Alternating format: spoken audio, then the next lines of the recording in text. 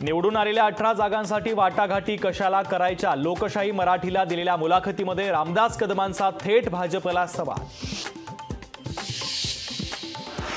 सेनेचे मतदारसंघ हिसकावून घेण्याचा प्रयत्न, सेनेने मतदान केलं नाही तर भाजपचे उमेदवार निवडून येतील का? भाजपने आत्मपरीक्षण करावं, लोकशाही मराठीच्या मुलाखतीमध्ये रामदास कदमांचा सल्ला। महायुतीमध्ये जागा वाटपावरून मतभेद, जागेसाठी दावा करणं प्रत्येकाला अधिकार, अजित पवारांचं विधान, तर जागा वाटपावरून गंभीर मतभेद नाहीत, देवेंद्र फडणवीसांची प्रतिक्रिया।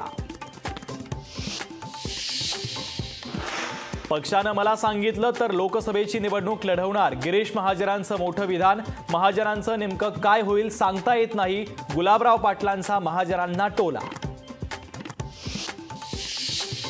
नाशिकमध्ये रावसाहेब दानवेंचा लेटर बॉम्ब, लोकसभेच्या उमेदवारांची यादी रावसाहेब दानवेंच्या खिशात, दानवेंच्या दाव्यानं राजकीय वर्तुळामध्ये एकच खळबळ।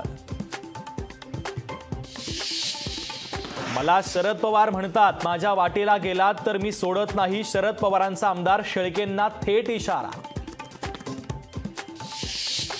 तर शरद पवार मोठे नेते, पवारांनी आमदाराला धमकी देणं योग्य नाही, पवारांच्या स्तराला असं बोलणं शोभत नाही, देवेंद्र फडणवीसांकडून सुनील शेळकेंचा बचाव। अडीच वर्ष मुख्यमंत्री पदासंदर्भात ठरलं होतं, तुळजाभवानीची शपथ घेऊन सांगतो, अमित शहा खोटं बोलतायत, उद्धव ठाकरेंचा पुन्हा एकदा शहांवर हल्लाबोल। काँग्रेसकडून आदिवासी विकास मंत्री विजयकुमार गावितांची ऑडिओ क्लिप ट्विट, ऑडिओ क्लिपमध्ये गावित वेट अँड वॉचच्या भूमिकेत असल्याचा दावा, विरोधकांनी खोडसाळपणा केल्याचा गावितांचा दावा।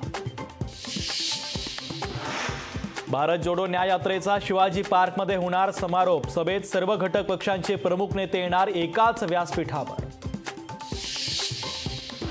भारतीय कंपन्यांमध्ये सरासरी 9.6% पगारवाढ, तर ई कॉमर्समध्ये सर्वाधिक 10.9% पगारवाढ, लंडनच्या खासगी संस्थेचा सर्वेक्षण अहवाल समोर।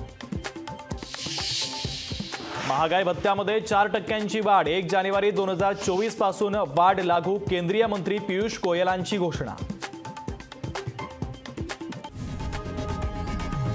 लोकशाही मराठी ऐका, पहा, जागरूक रहा।